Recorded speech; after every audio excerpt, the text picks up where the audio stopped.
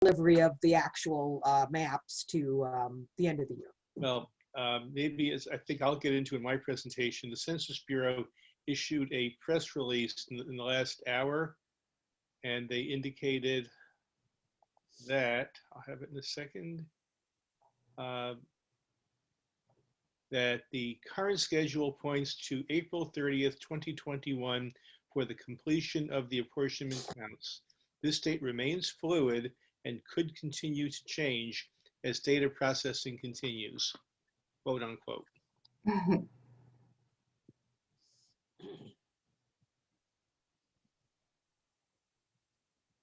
Okay, we'll just give it one more minute. We're at 170 participants. We had over 300 sign up, so we'll just give it another more minute.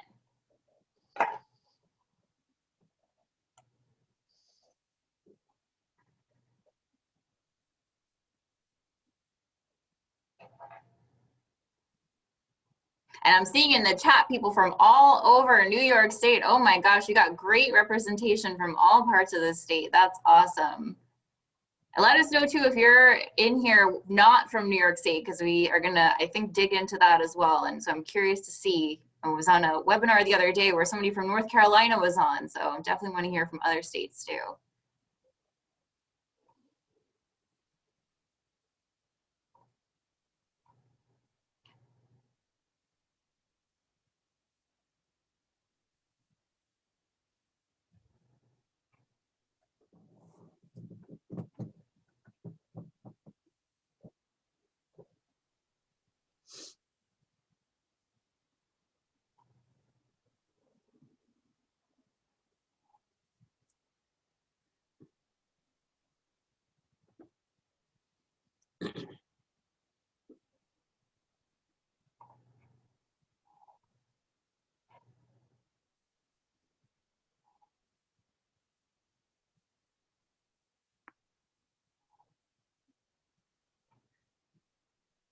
Certainly is a diverse cross-section of the state signing in.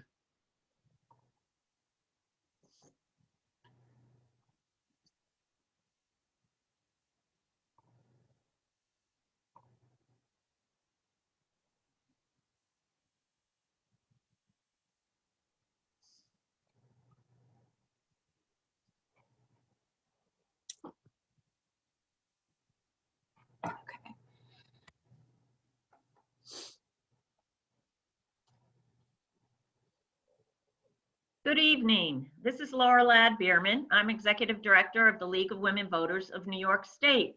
And welcome to this panel discussion on redistricting in New York State.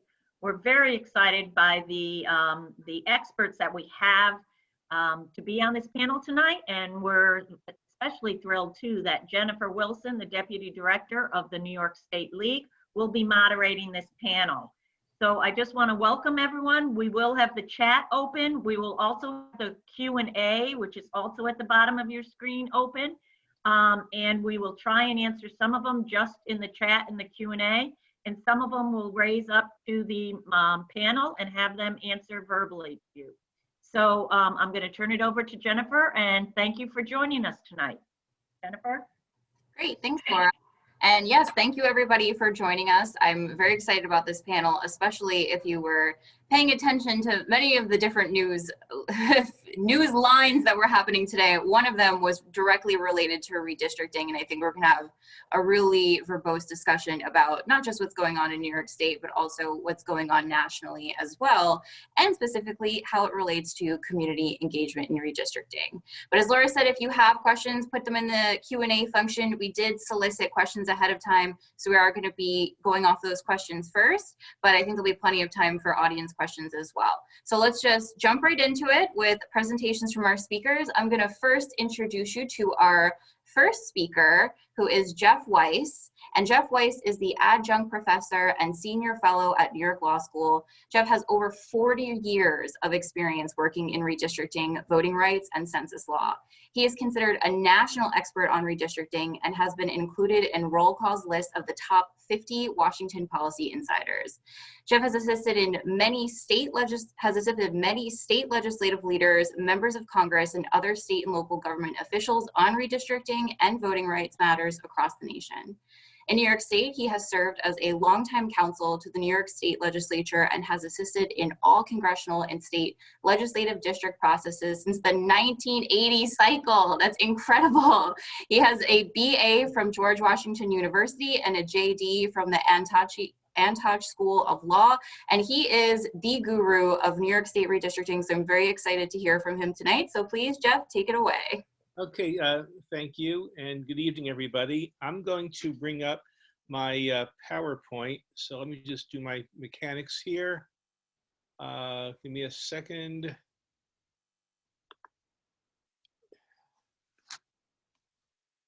Let's see. Do we have the share screen option open? We do. Okay, and do you all see my screen? Just okay, great. So we will start.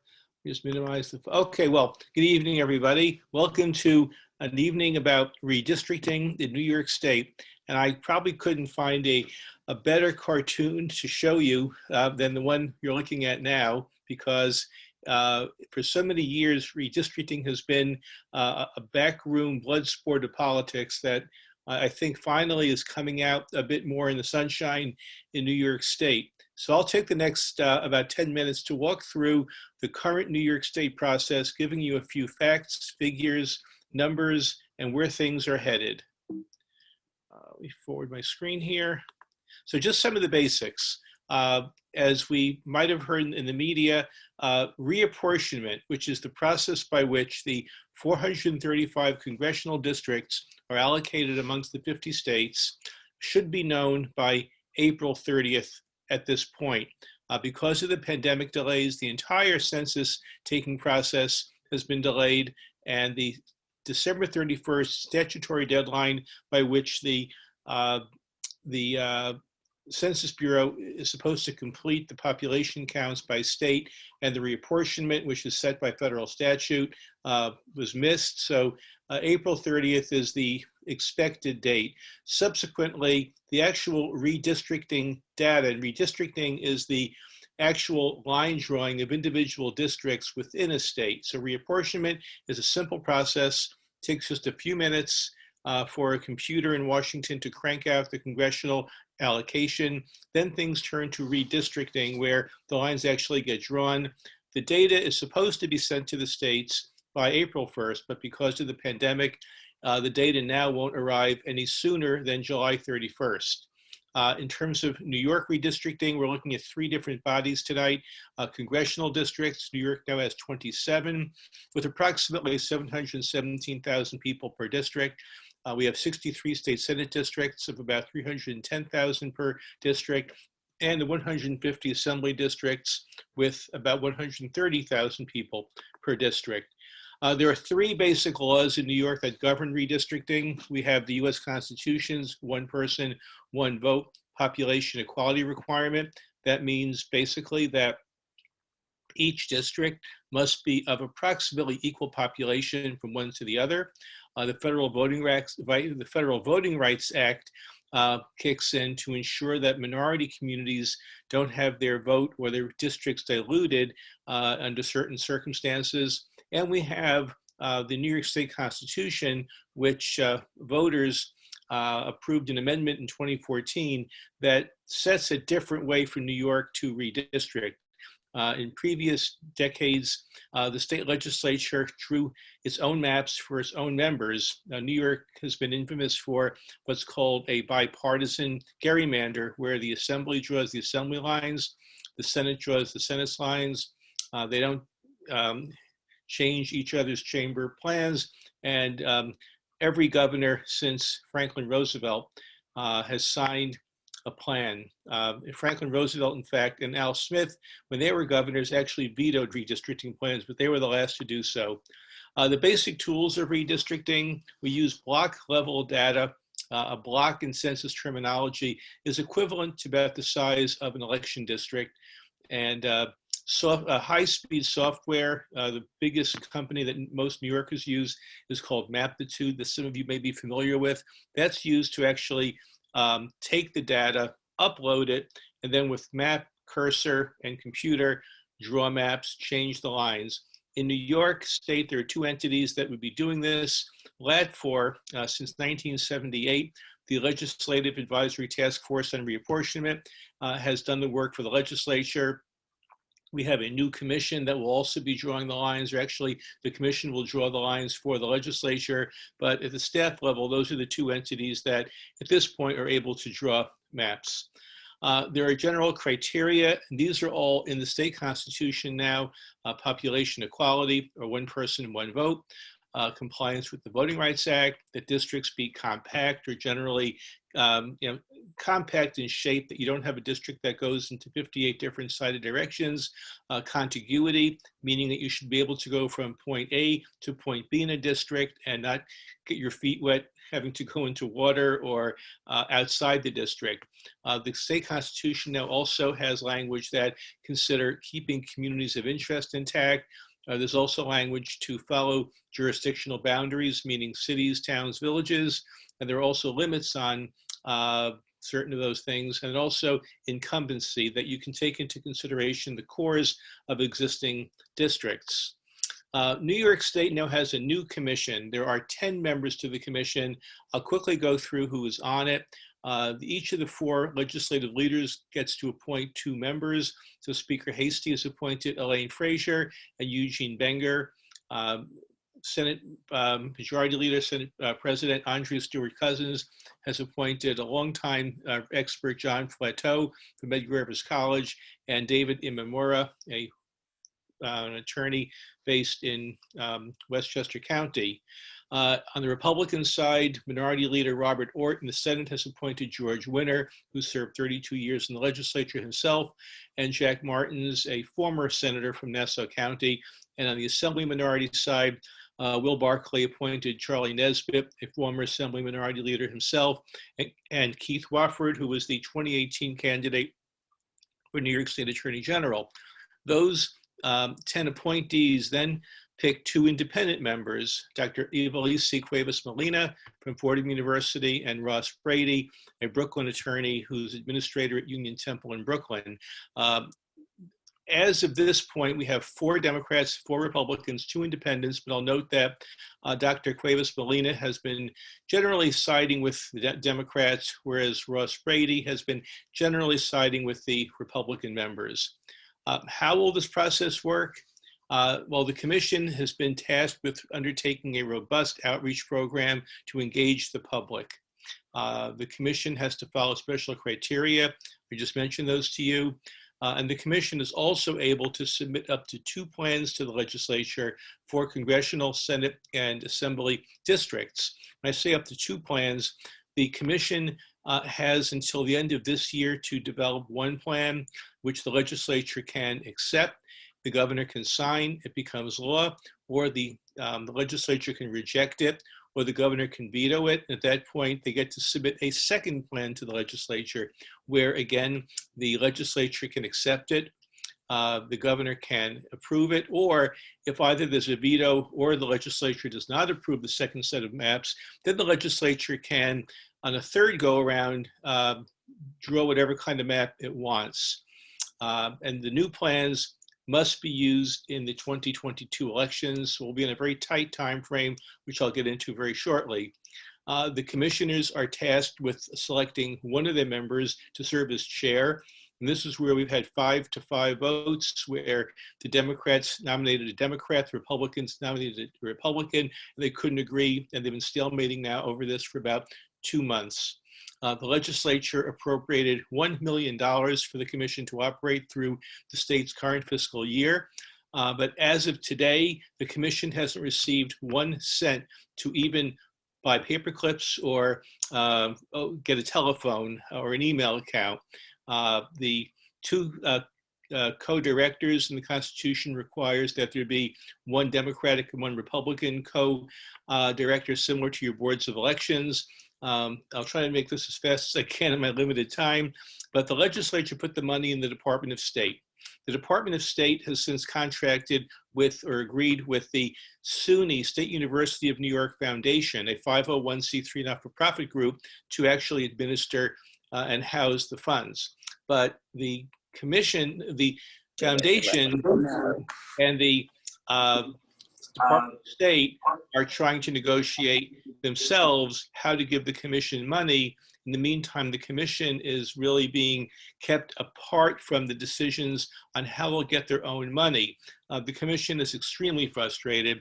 They're petitioning the governor, the legislative leaders, to please let them start their work, because for several months now, they've gotten as far as being appointed, meeting, cooperating with each other, but they can't get a single penny to do, the first step, which is to hire more staff, open an office, get a telephone, open an email account, let the public contact them. That can't be done right now. And I'll be glad to discuss this more in the Q&A, because I can go on and on. I'll do the timeline. July 31st, as I mentioned, or soon after, the Census Bureau will deliver the census data to the state based on the, 2020 census results. Before plans are approved by the commission, they have to go out and hold 12 hearings throughout the state. The Constitution lists where those hearings have to be. And the commission has to make public its first draft plan by September 15th.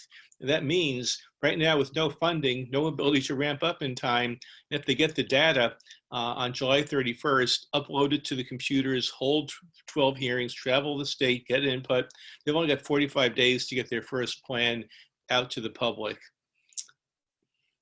The commission, also the Constitution sets up a complex voting pattern depending on whether the legislature is controlled by one party or by two parties. I'm going to try to make this as simple as I can, but right now the commission under the amendment that was passed in 2014 is designed to assure that the minority party's voice is taken into consideration, that 7 of the 10 commissioners must approve a plan before it can be sent to the legislature, meaning that at least one appointee from each of the 4 legislative leaders must approve a proposal.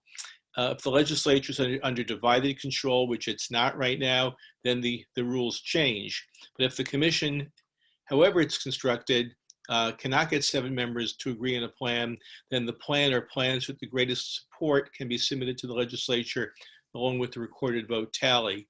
The commission has until January 1st to do this under current law. It has a window of 2 weeks until January 15th to submit if it needs to go later. The legislature can also put the assembly and Senate bills in the same bill with congressional districts or separately. And as I mentioned before, the legislature can approve or reject the plans before they get the chance to do it themselves. I cover some of this here.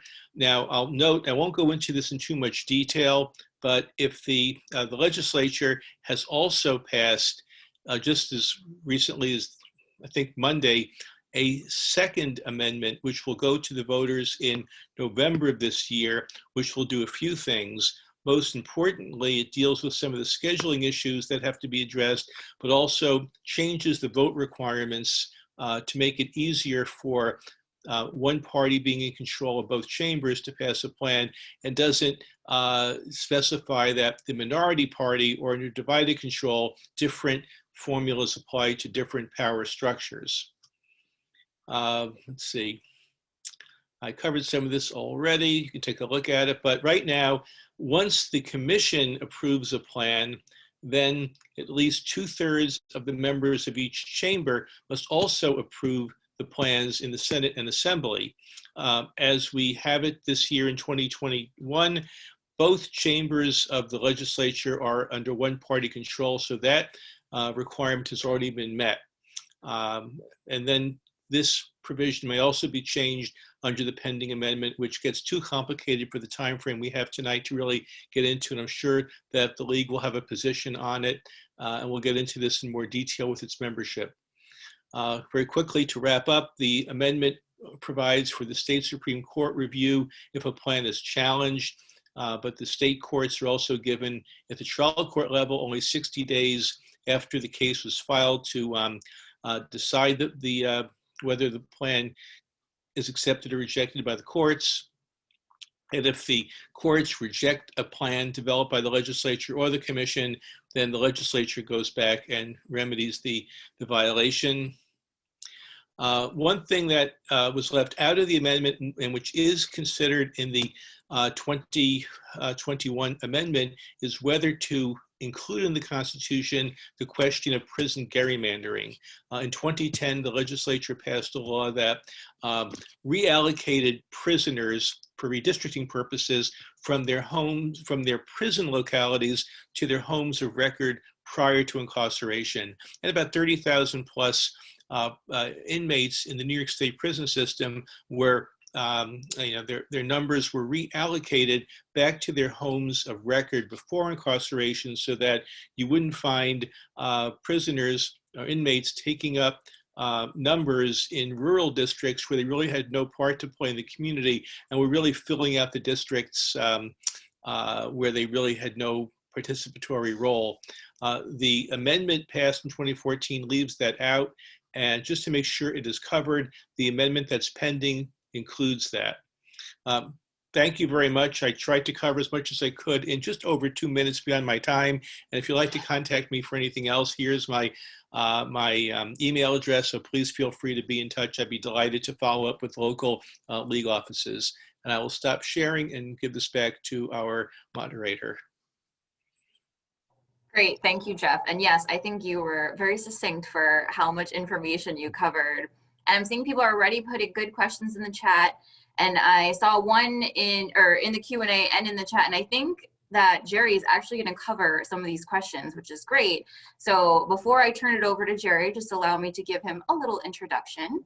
So our second speaker this evening will be Jerry Vattamala, who is the director of the Democracy Program for the Asian American Legal Defense and Education Fund, also known as ALDEF. Jerry has been a leader in collecting electoral data on and protecting Asian American voters, organizing ALDEF's National Asian American Exit Poll and Voter Protection Program, which deployed over 850 volunteers in 14 states and Washington, D.C. to survey and protect almost 14,000 Asian American voters on Election Day in 2016. Jerry has also organized the Asian American community for redistricting, serving as ALDEF's lead attorney on the New York's Favors v. Cuomo federal redistricting litigation, resulting in more Asian majority and influence districts at all legislative levels. He has also testified on behalf of the Asian American community at redistricting hearings throughout the Northeast and observed elections for compliance with state and federal voting laws across the country. Jerry is also an adjunct professor of law at New York Law School. He received his Bachelor of Science degree in computer engineering from Binghamton University and is a graduate of Hofstra University School of Law.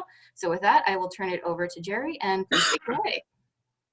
Hi, Jennifer, and everyone that's on. Thank you for joining us. And once again, great job, Jeff. We've done a bunch of these presentations together. Always impressed. I'm going to share my screen as well. Hopefully everyone can see this. Yes? Okay. If you take a look at this slide, I'm going to go over our process, what we did in the last round, and touch on something called unity mapping that some of you may be interested in. What I'm showing you here is what we submitted to LAT4, the entity that was holding hearings and collecting data from the public in the last round. And as Jeff mentioned, we don't have that this time. You see the date. This is when we did have the data back in April, so we were able to submit something in September. It's going to be a much tighter deadline for us this time. One of the things that we do with redistricting at ALDEF, we meet with community-based organizations and other members of the community to decide and determine the neighborhood boundaries of what we call communities of common interest, right? And I'm going to show you the first map that we have here. This is Flushing, Queens. Some of you are familiar with the neighborhood. The way we came about this map was We were in a conference room with different community-based organizations. We literally had a projector with a street map on the wall, and we asked the members, what are the boundaries, the street boundaries of your community, right? Where does Flushing end and another community start, right? And as you can imagine, people had differing opinions. Some people said, no, it's the railroad tracks. No, it's where that post office is. It's this playground. Differing opinions. It was an iterative process where we finally came to a consensus. And this is what you see here, the north, south, east, west boundary. Once we got to that consensus, we said, okay, this is Flushing, what you consider to be Flushing, the community members. Tell us a little bit about your neighborhood. And this was actually really fun. People love talking about their neighborhood. And we want to know things like, for Flushing in New York City, one thing that's relevant is common transportation lines, right? Or they're common subway lines, bus lines. How about the housing stock? Is it, do most people rent? Is it apartments, co-ops, single family homes, multifamily homes? Tell us a little bit about that. How about, are there common feeder schools? The common, a school district with certain elementary schools that feed into a common high school. How about common employment? Are there certain industries or certain companies that people in this community are engaged in, right? Socioeconomic status, right? Is this a working class blue collar neighborhood? Is it mostly white collar? Religious affiliation, cultural institutions, right? Is there a common, if it's an immigrant community, is there a common nation of origin? Is there a common language outside of English that's spoken there? So we ask a ton of questions about this, and race can be one of those questions, but not just the only one, because we don't need the community for that. We know with census data where different racial groups are, but we want to get a flavor, a picture of the neighborhood.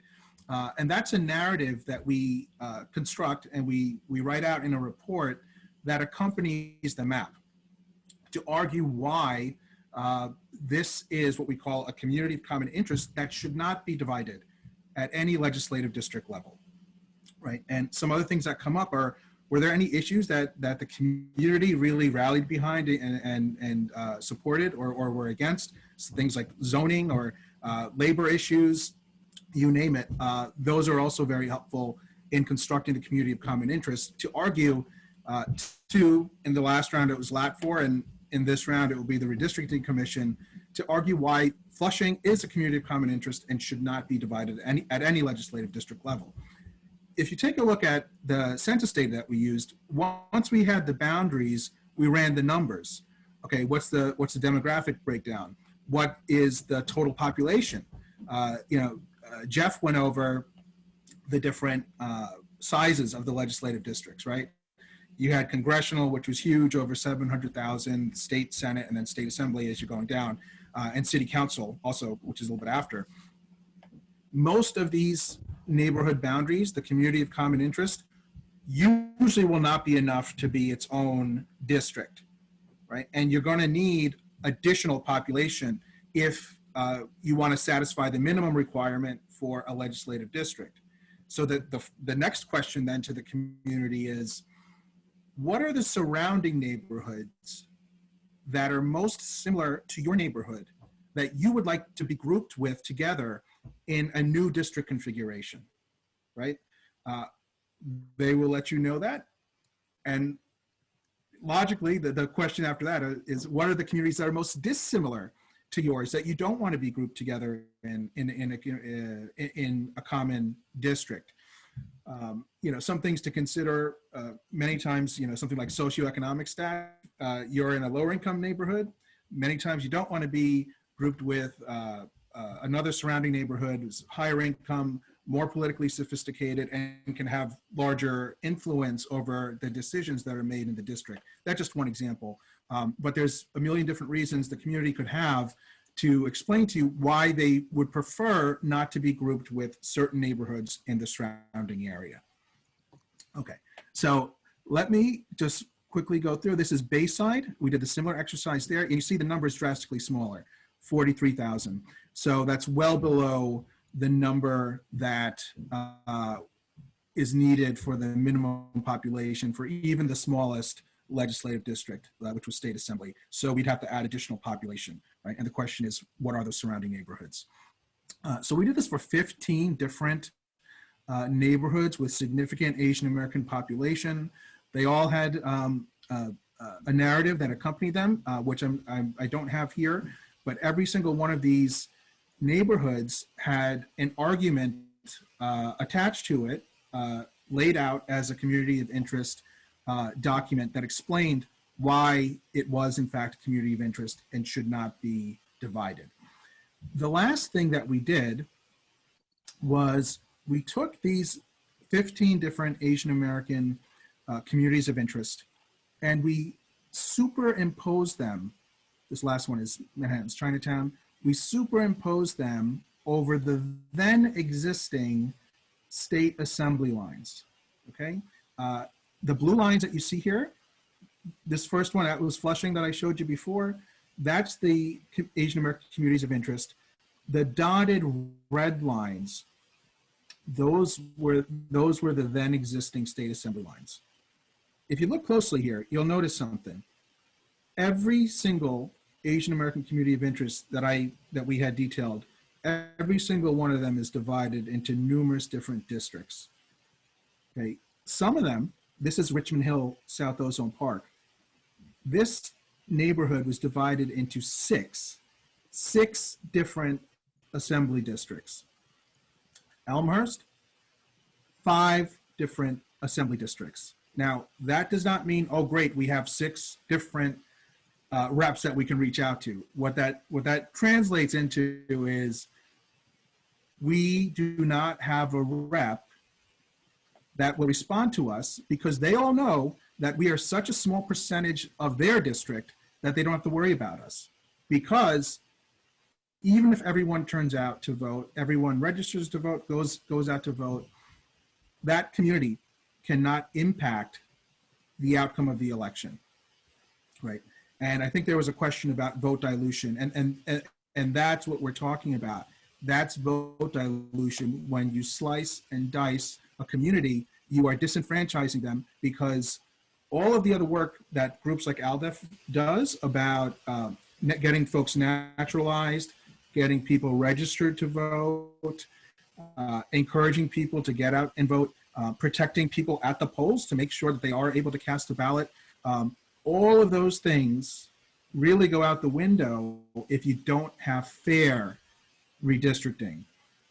And in my opinion, redistricting, what we've seen, is really the most effective voter suppression tool available. And so many folks don't know about it.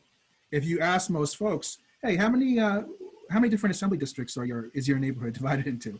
A lot of people don't even, we don't know our own district lines for our neighborhood boundaries. So this is very problematic. Now, the process I just explained to you, our colleagues at Latino Justice and other organizations, legal organizations that work on litigation involving the Voting Rights Act, they're doing the same process to make sure there are not violations of the Voting Rights Act and are working to identify the communities of interest for the Latino community as well as the Black community in New York City and other places. And the Unity map, we put all that data together and we're able to coordinate to see where the communities of interest are for all the other federally protected groups under the Voting Rights Act and come up with one proposal, one map proposal for state assembly, state senate, congressional, city council for New York City to ensure that the proposal that we are submitting complies with the Federal Voting Rights Act. It does not dilute minority voting rights and protects communities of interest at all different levels. It is very difficult to do. It's not able to be done in many countries because redistricting is hard. There's lots of differing opinions out there.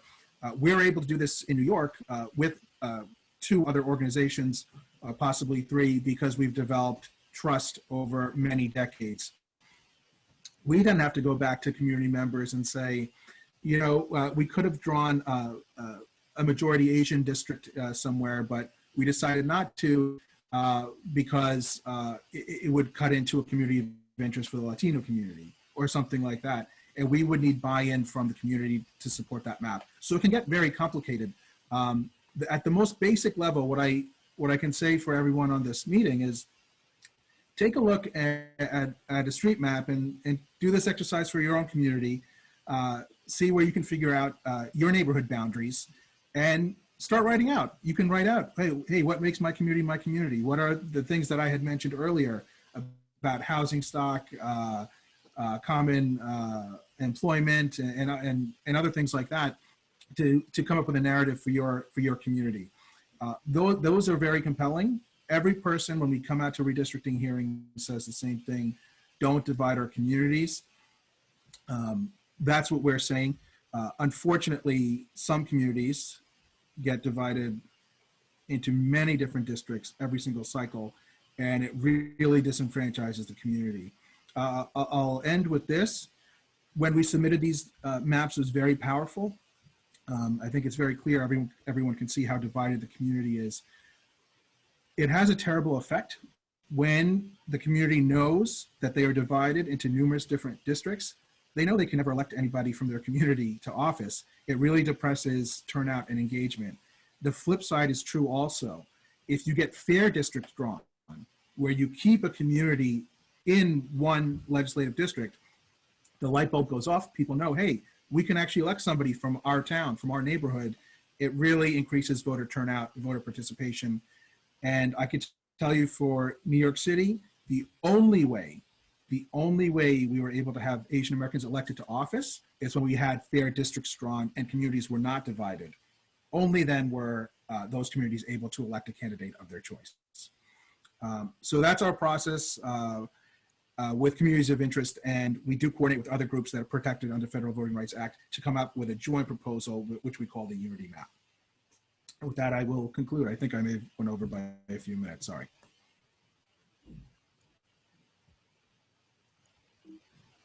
Thank you, Jerry. And I think there's actually a really good question in the chat for you before we move on to Rosalind about the qualities of communities of common interest. Can you just give us sort of like lay the groundwork? What is a community of common interest, and what is even a community of interest in terms of redistricting? Right. So it was some of the factors that I had mentioned about common shared interest, and that can be very broad. You know, if it's a rural community, if it's a urban community, are there for New York City common transportation lines? If there were certain issues that people had focused on, for example, using Flushing, an immigrant community, there are a lot of shared concerns there about language access, healthcare, housing that come up for that community, zoning, the schools, specialized schools, which is a really big issue there in Flushing, common country of origin, common housing stock, common employers. It really is pretty broad. You can define it that way. And one of those things can also be, race, which I mentioned, but not really be the only thing. You need much more than that. Great, thank you so much, Jerry. And I think actually our next speaker, Rosengold, is going to dig into this even more. So allow me to introduce our final, last but not least, panelist, Rosengold.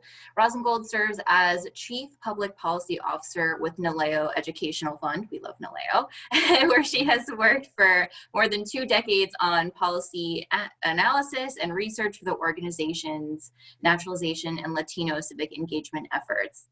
Rosalind has extensive policy expertise in the areas of newcomer civic integration, election reform, voting rights, redistricting, and the decennial census. In December 2013, Rosalind was appointed to serve on the Los Angeles City Municipal Elections Reform Commission, which is examining approaches to improve voter turnout and civic engagement in the city. She also serves on the advisory committees and boards of several public affairs and research efforts, including the National National Institute on Money and State Politics and the American Community Survey Data Users Group Steering Committee. Rosalind has delivered testimony before many public and private committee and commission hearings, and she received her JD from Harvard Law School and bachelor's from Sonoma College in Claremont, California. So Rosalind, if you would please take it away. Great. Well, first of all, thank you so much to the League of Women Voters of New York State and to Jennifer and Laura for inviting me to be part of this important dialogue. Now, I have to admit, I am a native Southern Californian, but I am the product of a mixed marriage. My father was born in Brooklyn and my mother was born in the Bronx. And they actually ended up in Los Angeles about the same time that the Dodgers did. So even though I have New York heritage, I am sorry, I am a Dodgers fan. I will go ahead and share my screen here.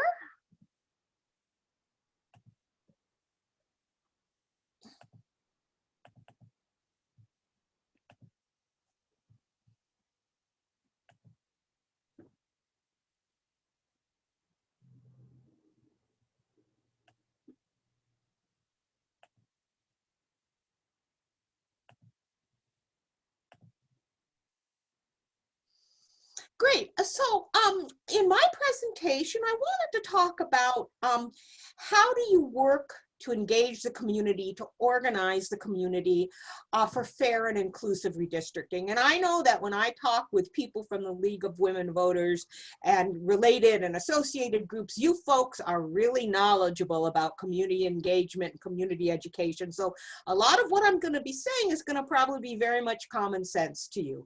But, you know, as you've heard from our other panelists, right, redistricting has some of its own approaches, its own curveballs that it throws at you. So I do want to really also talk about what are the things that make community engagement for redistricting unique.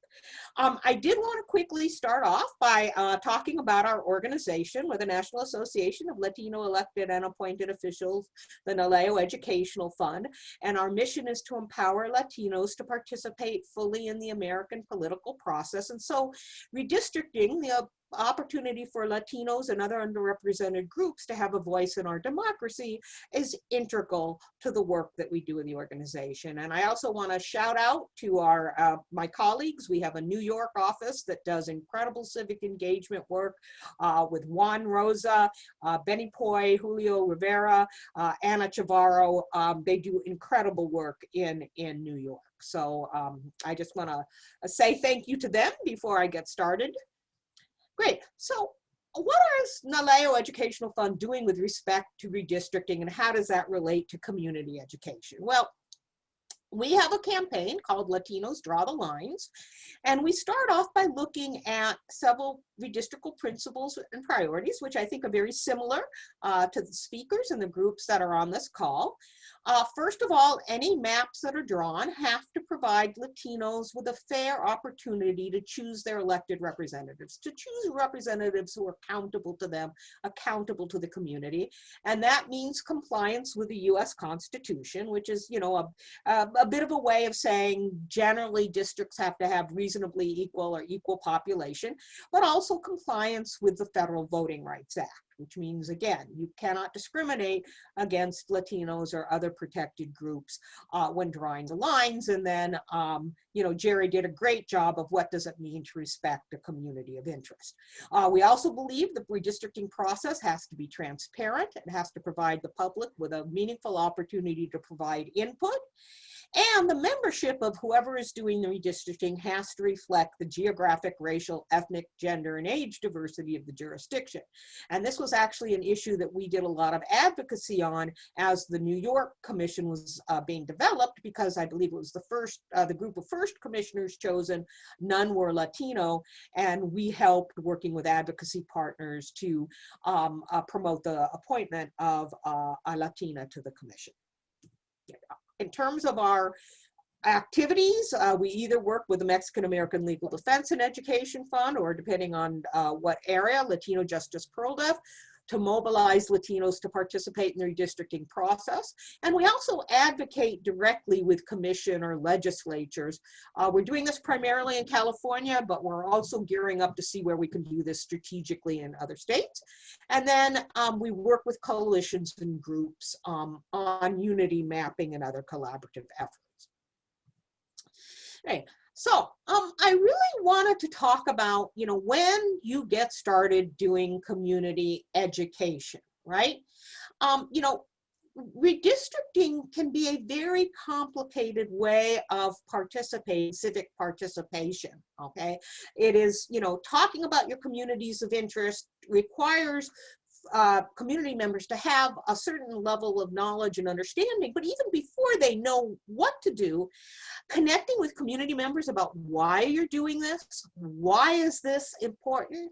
I mean, first of all, just educating community members about, gee, it makes a difference who represents you, right? The people who represent you, that determines things like the housing you get, the education your kids get, the employment opportunities. So it's important educating people about the importance of accountable elected officials.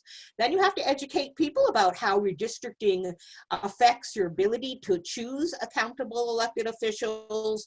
And also then you have to educate people about what can you do to make fair redistricting reality. So all of that basics, you need to lay that foundation. It's really helpful before you start to jump into what the process is and what redistricting is. And, we should be aware that sometimes when you start your redistricting community engagement, on the one hand, it's great that you may already have networks developed through work with the census or work with voter engagement. But at the same time, yes, you are following redistricting community mobilization with work on the census and work on voter engagement. And sometimes people have a little bit of a democracy burnout, although it can also be a way to spur momentum. So those are some things that are really highlight why it's just important that your starting point has to be, why is it important to have a fair redistricting? Right. And then, just going back to the basics, like, people need information about what is redistricting, why it's important, who does redistricting. I think it's helpful for people to know how those people are chosen and to know that there's some diversity with respect to the New York Independent Redistricting Commission, the criteria that Jeff went through, the process and the timeline, and then opportunities to engage in the redistricting process. So, it's helpful to go through all of these things with the community. And as you're thinking of a community engagement strategy, you should also be thinking about, what is it that you want to accomplish? What do you want your ultimate call to action to be? Do you want your target community members to basically, just understand what redistricting is? Do you want them to get involved in actually advocating with the commission about how it conducts its redistricting? I mean, the transparency of what the commission does is very much related to how it conducts itself, how accessible its hearings are. Do you want to work with community members or with your own group to advocate on those issues? Another way of participating is to develop and submit testimony and maps of your communities of interest. And again, depending on what involvement you have, and here I really suggest that if you develop and review draft maps, you work with a group like ALDEF or Latino Justice PearlDef, it's really helpful to have coordination rather than everybody just submitting draft maps. You really want to make sure that there's a sense of unity, a sense of coordination. You also want to make a decision. What level of government redistricting are you going to be focusing? Are you going to mostly be working on the state legislature, congressional districts? Do you want to get involved in city redistricting? So those are some of the decisions you have to make. And again, also, what is going to be your geographic scope? Are you going to try to organize people in a particular neighborhood, a locality, a particular region, statewide? And then are you going to be working with a particular underrepresented community or different communities? As I had mentioned, because we at Naleo Educational Fund really have a relationship with and know the Latino community, that is primarily who we work with. But you should be thinking about that as you plan your community engagement strategy. And then again, these are best practices. I often get reminded about these best practices again by league members, okay? When you're talking to the community, you need to use plain language when you're talking about redistricting. There's a lot of complicated terms, contiguity, compactness, right? At least being able to, if you're going to educate people about those terms and what they mean for mapping, make sure that you can do it in a way that's very accessible. Also, if you're going to be working in underrepresented communities or partnering with groups that work in underrepresented communities, you need to make sure that the organizations, the messengers, are linguistically and culturally competent organizations, right? And that means looking at something like, you know, what kind of, when are meetings or community engagements held? What kind of translation is provided? Is it accessible to persons with disabilities? Like I said, a lot of this is just basic community engagement common sense, but it's really important. And then the issue we're all having to deal with now. We have, you know, traditionally, a lot of us have done face-to-face, in-person meetings for our community organizing. We're having to flip that around entirely as we think about how do we deal with the COVID-19, the pandemic environment, and the fact that not everybody is going to have access to the kind of Zoom or virtual technology that's needed to do virtual convenings and virtual organizing. Okay, so I talked about, you know, to what extent can you build on the foundation of other community engagement efforts? Well, yes.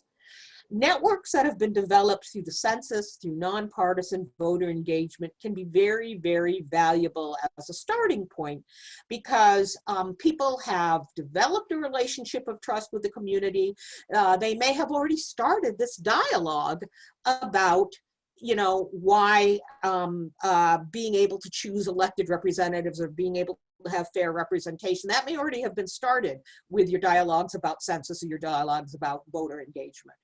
But there are some important differences between census, voter engagement efforts on the one hand and redistricting mobilization. First of all, as I mentioned, the complexity of the process.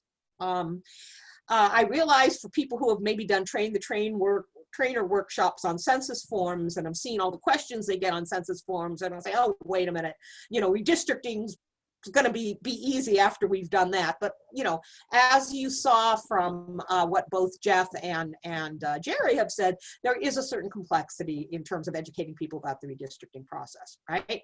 Also, there's the complexity of what you're asking people to do. You're not asking them only to fill out a census form, right? Or only to cast ballot. You are asking them in some cases to sit down, think about what their community of interest is, think about how they map that, think about how they talk to other community members about it.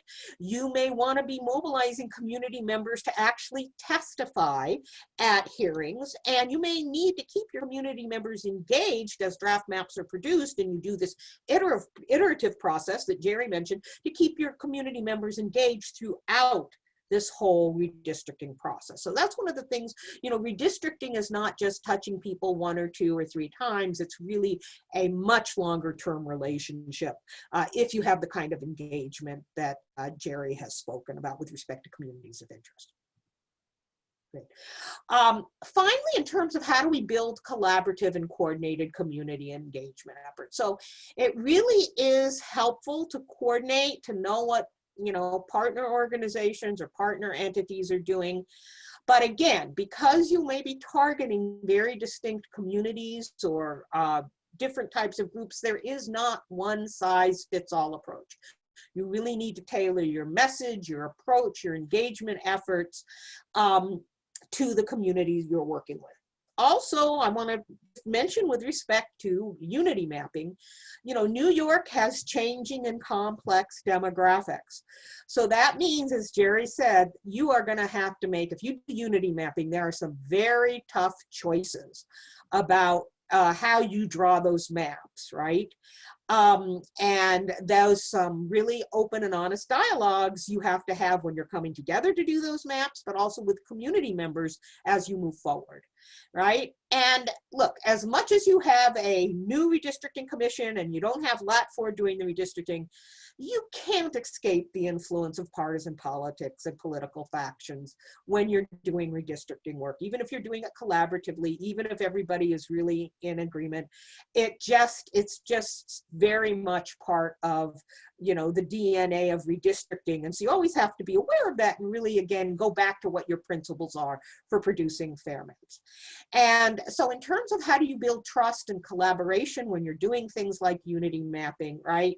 You actually have to be transparent with your partners. Look, we know we're going to have to make tough choices. We know we are not going to always be able to agree, but at least we can agree on being respectful. We can agree on listening to each other. We can agree on collaborating.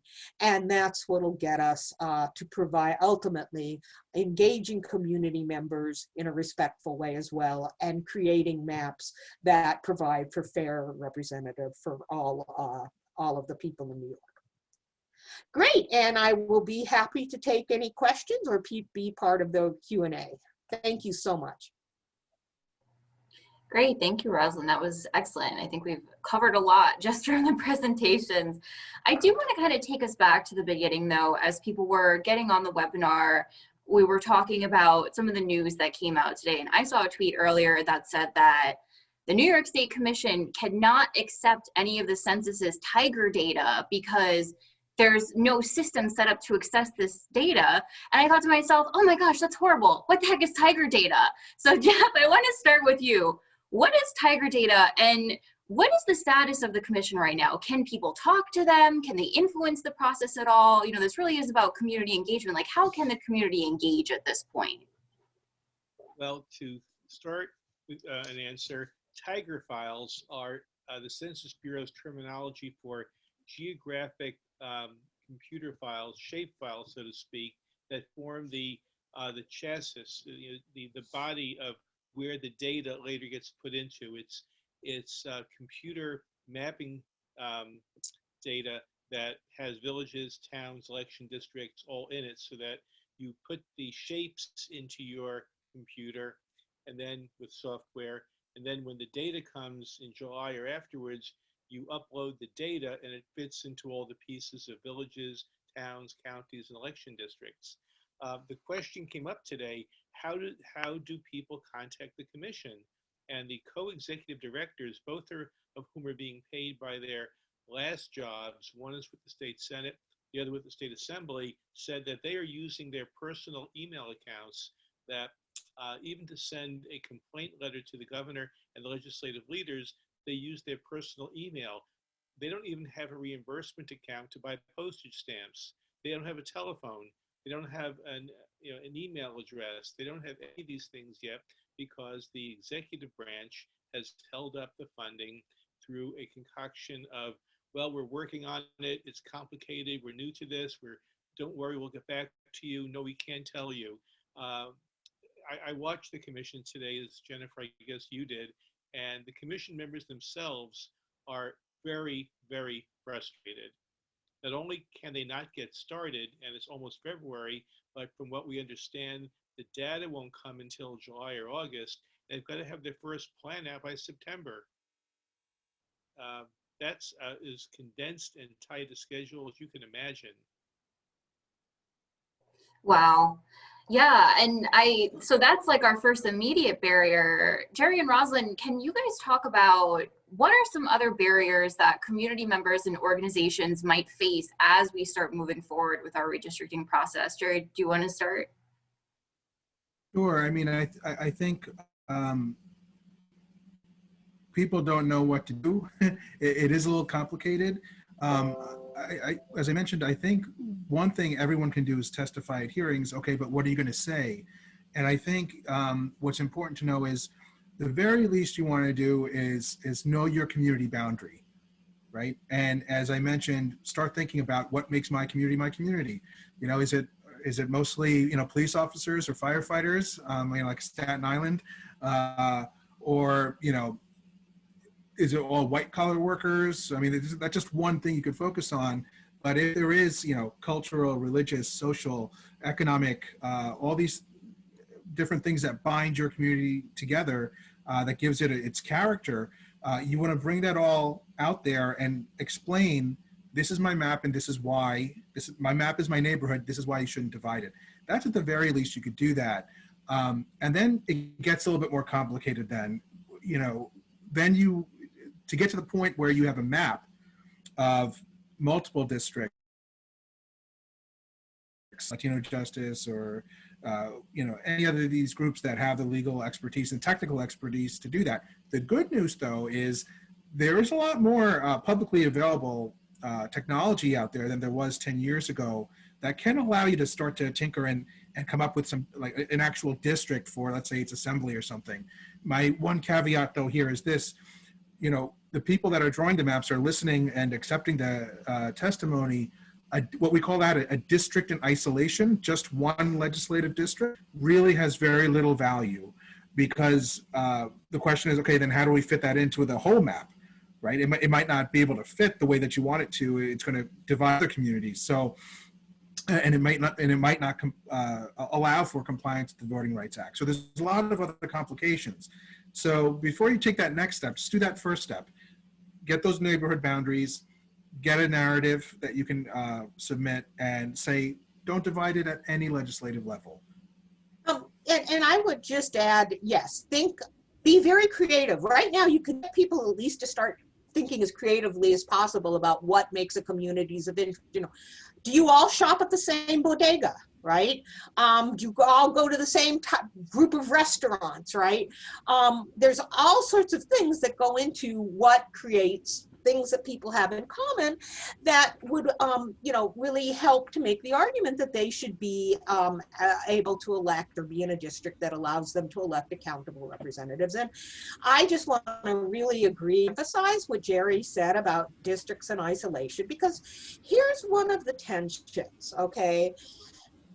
You know, the Voting Rights Act says, look, you need to really try to keep protected communities together in districts that will allow them to elect the candidates of their choice. And there's a lot of criteria that we look at to determine what is a district that complies with the Voting Rights Act.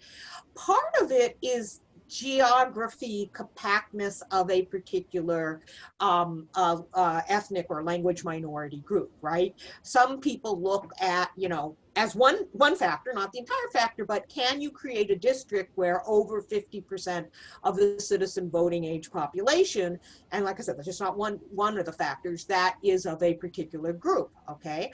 So there is a tension of trying to keep communities of interest together in the same district, but also wanting to make sure that a district overall provides groups with an opportunity to elect the candidates of their choice. So to group communities of interest, right, you get sometimes when doing that grouping, you are not necessarily providing those optimal opportunities, that level of concentration of geography. So you have to take people from maybe a different community of interest, right?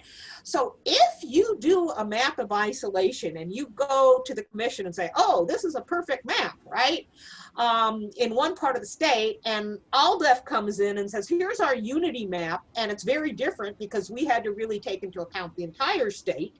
And you're going to create a bit of tension there. So just think about that before you know, like I said, I really think mapping communities of interest is vital and absolutely valuable. I would just do some thinking about whether you want to do standalone maps of one district or one particular part of the state, because they really are interlinked.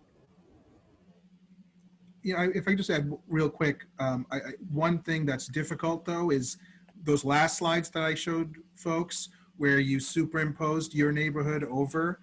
You can try and do that. That's very important. And that, I think, is very effective in showing, hey, look, we're split right down the middle, or we're split into 3 different districts. This is not fair, come on.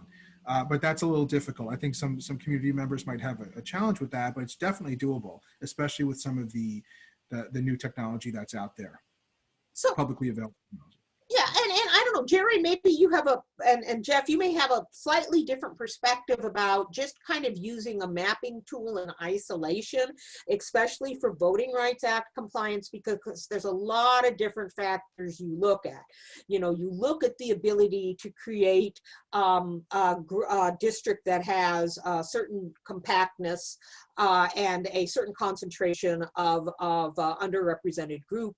You look at whether or not there's something called racially polarized voting, which is whether the minority community votes consistently for candidates that are different or have different voter preferences than the majority community does. You look at what kind of history of discrimination there has been and all the different circumstances related to that. So, you know, Voting Rights Act compliance is a mixture of science and a mixture of art.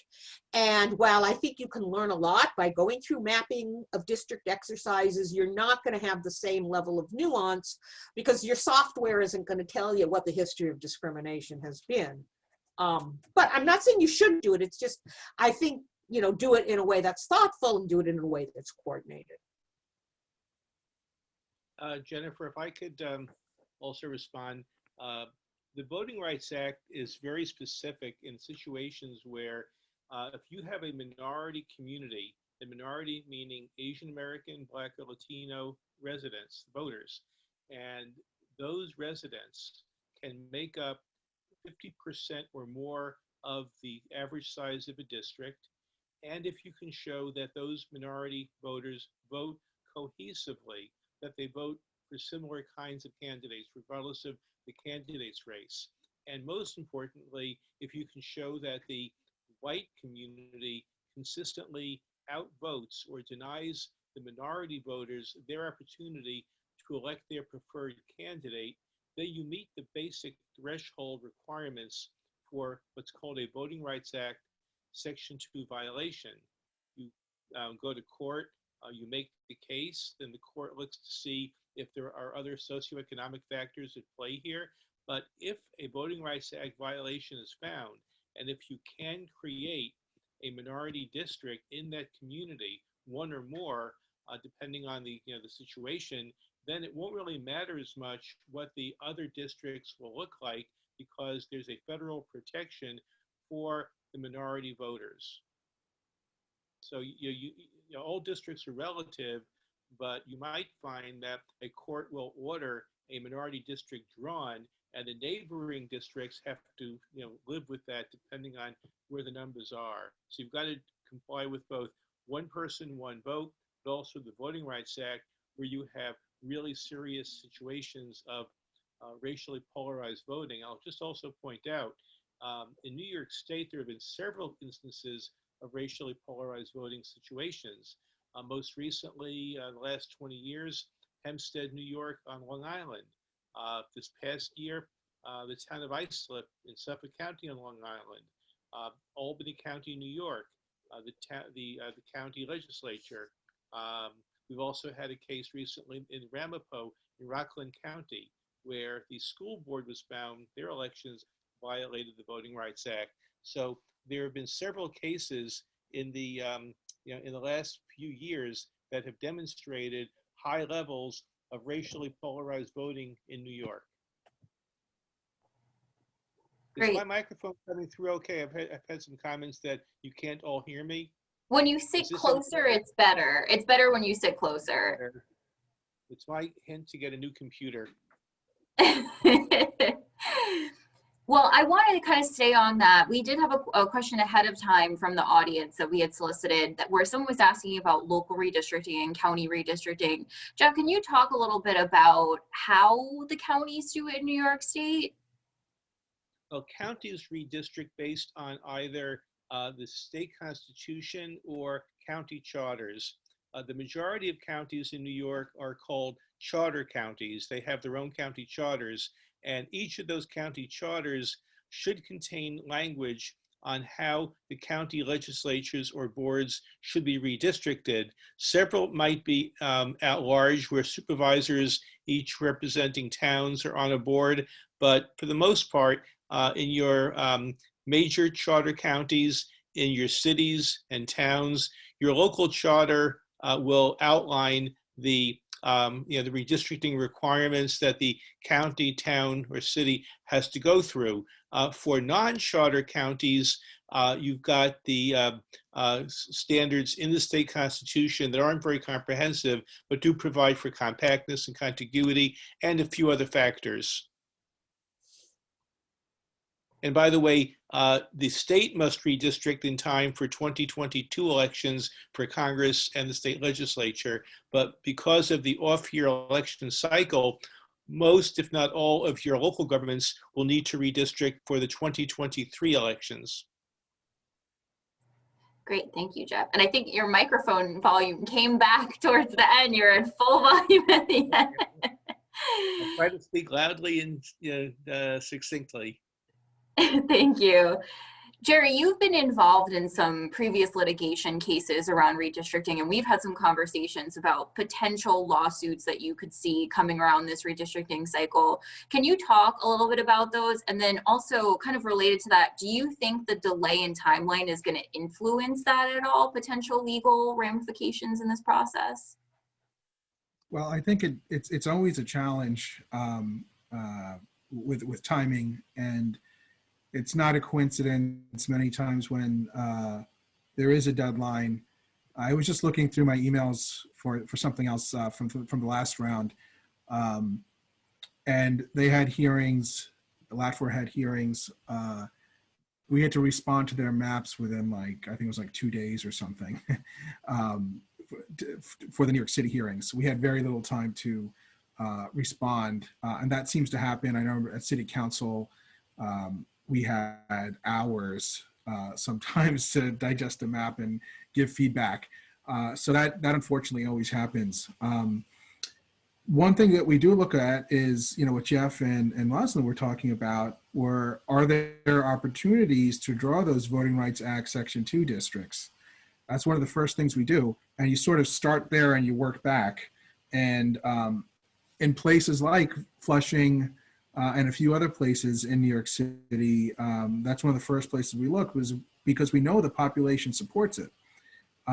So if it's not drawn, I mean, one of the things that we do say is, we know that if we know those factors are satisfied, that we could draw a majority district, there is racially polarized voting, there's cohesion among the group, their candidates consistently are defeated, which do happen in a bunch of places around the state and definitely around the country. We do that research first to see if we have the ability to win a case. And if we do, and it's not drawn, then we will certainly litigate. In the past, the LATFOR just didn't draw congressional lines, right? So they drew state assembly and state senate, but there was just no congressional lines, and we had to go to court to ask a special master. This is in the last round to draw congressional lines, and that's how we did it. And I mean, I actually really liked the lines from last time. I thought they were very good for communities. And just as an anecdote, from that last case, Favors v. Cuomo, where the court did draw congressional lines for New York State, they adopted almost a carbon copy of our proposal for a congressional district in Queens that kept several Asian American communities of interest together in one district for the first time in New York State's history. And several months later, it's not a coincidence, New York State elected the first ever Asian American to Congress, Grace Meng. And we're a nonpartisan organization. We're not. You notice I haven't been talking about Democrats or Republicans or anything like that. This really is just a nonpartisan issue to keep communities of interest together. But what I said earlier about being able to elect somebody, that was such a clear example, I think, to show that when we go to court, we have a fair map drawn. Finally, all of a sudden, the community can elect a candidate of its choice within several months. Up until that time, it was impossible. So we're going to do that analysis this time around to see if we can draw those districts. And if we do feel there's illegal vote dilution, we are going to bring a litigation. It seems to happen every cycle. So I have a feeling it's going to happen again. Now, let me add one thing to what Jerry just said. And this brings together both the Voting Rights Act and communities of interest arguments. That I mentioned how the Voting Rights Act kicks in or applies when you have incidents of high levels of racially polarized voting. But if you have a naturally occurring minority community, there's no prohibition on drawing a compact, contiguous district that, like Jerry showed us in Queens County, where Asian Americans happen to live together. If you have a square, round, whatever shape, but what you don't want to do is go from district, community to community and connect them with a roadway that makes with two dissimilar communities. But if you have a naturally occurring community, by all means, why not draw that district just as you draw any other district? Great, thank you. I keep seeing a couple of questions in the chat talking about dilution and talking about cracking and packing. Rosalind, can you tell us what is cracking and packing and how does it impact communities of interest? Okay, well, cracking and packing are terms that are used to talk about different ways of diluting the ability of underrepresented protected communities to elect the candidates of their choice. And again, I'm just going to talk about some percentages of population, but that's not the only factor that you look at, but it is one sort of proxy with respect to the ability of a community to elect the candidates of their choice. So let's say you're looking to map an area, right? And in this whole area, it's 90% Latino, right?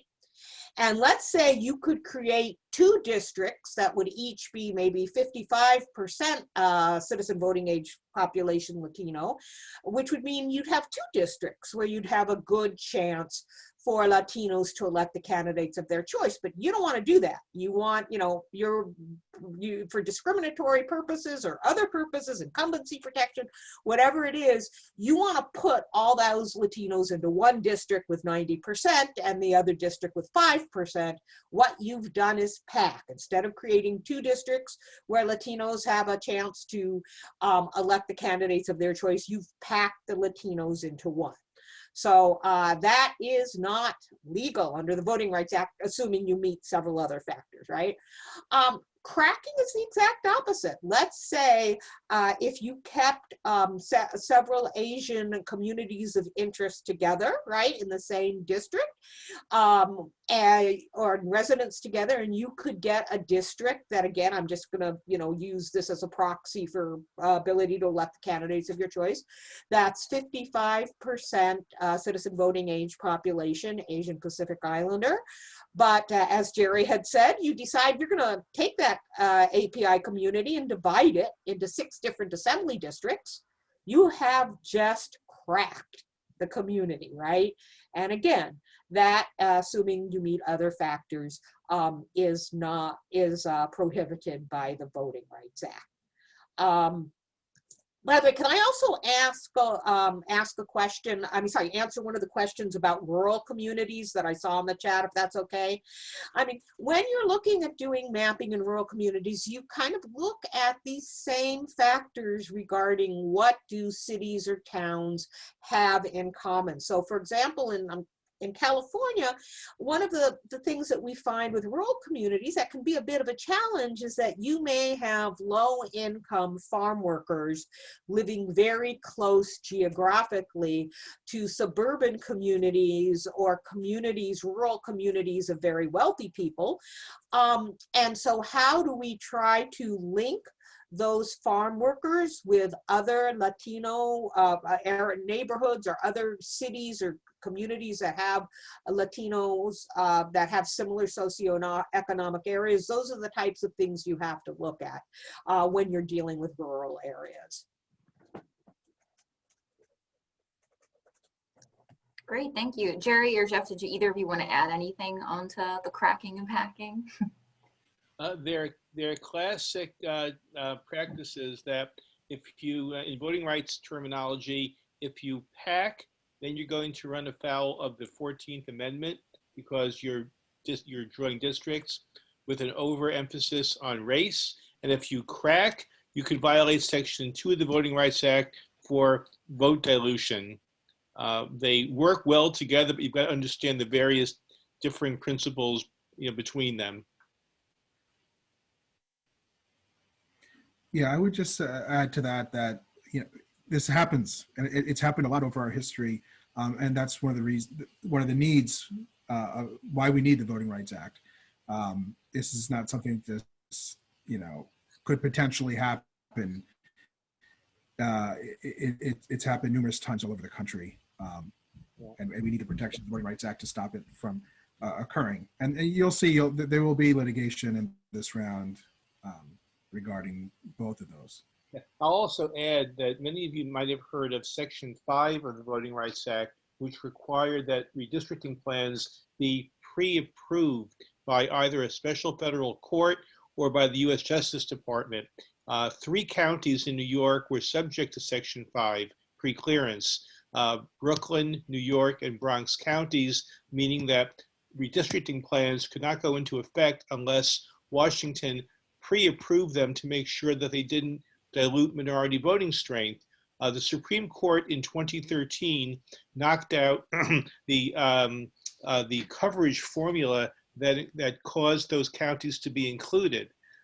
So for the last 7 years, we haven't had Section 5, but there's an outside chance that the new Congress and new president could reenact what they call the trigger that would include putting municipalities or states back under this kind of federal process. And also, I'll just mention, the New York legislature is considering a state Voting Rights Act in legislation being sponsored now in the Senate by Senator Zellner Myrie and in the Assembly by Assemblymember Latrice Walker.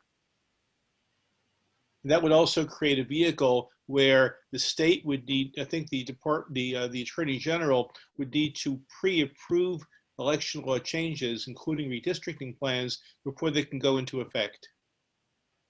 Great, thank you. I want to give each of the speakers 2 or 3 minutes for final thoughts, but Jeff, something that keeps coming up is about local redistricting. Can you just sort of give us a lay of the land? What's the order in New York State? Which lines go first, and how do those lines impact the other lines, or do they impact the other lines? Well, the Supreme Court has told us back in the early 1960s that every legislative body that elects members to office from districts must reflect population equality from the decennial census. So you have a situation where before the next election can take place after the census, meaning the 2022 state legislative and congressional elections, the state legislative and congressional lines must be in place by February 2022 so that the petitioning process for the primaries can get underway. Because New York's counties, cities, and towns and villages are on an off-year schedule, and they'll get the data later this year, which is too late for 2021 elections, the towns, villages, and cities will have to redistrict based on their local charters. You might find, living in a county with a city and a town, that they might be redistricting their local bodies at the same time. One might do it November, December, the other December, January. I've worked in counties in New York where I work on a town and a county at the same time, but they're separate systems. But those plans have to be in place for petitioning to begin in by February 2023. And I'll just mention to all of you that because most of the town, county, and village laws were enacted based on assuming there would be a fall primary, September primary, that with the new February, the new June primary and a February petitioning period, town, village, county charters need to be looked at to make sure that they comport with the new election calendar situation. At New York Law School, we're going to be looking at all of those, and we're going to be surveying all the towns, counties, and cities to make sure they're aware of this. Great, thank you. So as I mentioned, I want to just give everybody 2 minutes to sort of give us final thoughts and maybe think about answering the question of, at this point in the process, what do you think is the best thing an individual or an organization could do to start influencing the redistricting process? And Roslyn, since we ended with you, I want to start with you for the ending. Great. Well, first of all, I think, you know, learning about it, okay? You know, go to the commission's website and find out what's going on with hearings that are planned right now is a good chance to start to educate yourself. And secondly, like I said, we really see communities of interest being the building blocks, right? Start to think about that. You can actually draw communities of interest on a piece of paper, you know, get a map out, you know, go old school, right? Or print out something from Google.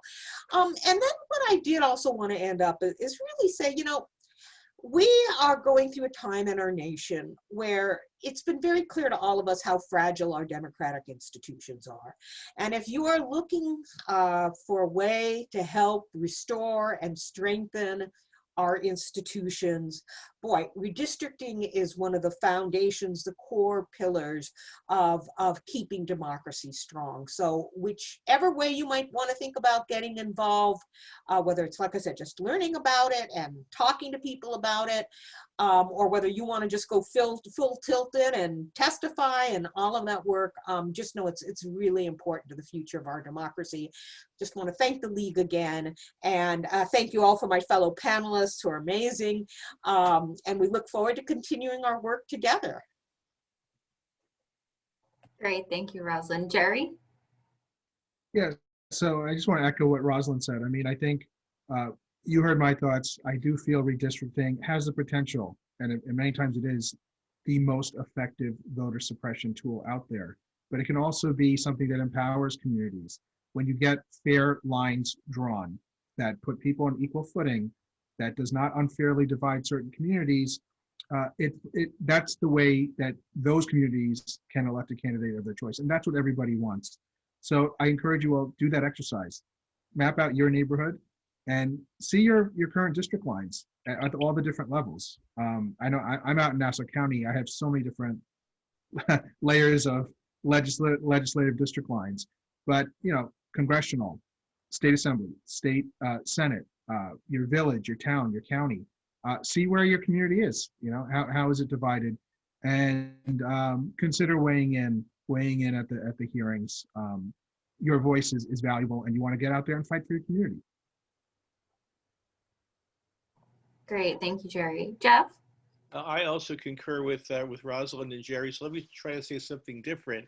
Last year, we tried to get people to respond to the census. Why? Because it was 10 minutes for 10 questions for 10 years. So how to get people to understand why this is so important. So I tell people, you know, look outside your window, your streets, your roads, your highways, your schools, your hospitals. You know, what is good or bad about where you live, and are you satisfied with the level of representation you have in Albany, Washington, and locally, because the district lines that are drawn through redistricting determine who represents you and who will vote for the programs that you need. So that might be one of the best ways to explain this to people. I joke that my mother never really knew what I did all the years, but I got to travel and see her because I worked all over the place on redistricting. But bring it home, bring it local, look out the window, and just figure out what do I care about, and who do I vote for to make sure I have the quality of life that my family, my neighbors, and I want. Great, thank you all so much. Thank you all of the participants who joined us for this incredible presentation. We will have a recording of this webinar. We will have more webinars in the future, and we will be circulating the PowerPoint presentations of each of the panelists to the emails that you used to register. So thank you all again so much, and have a great evening.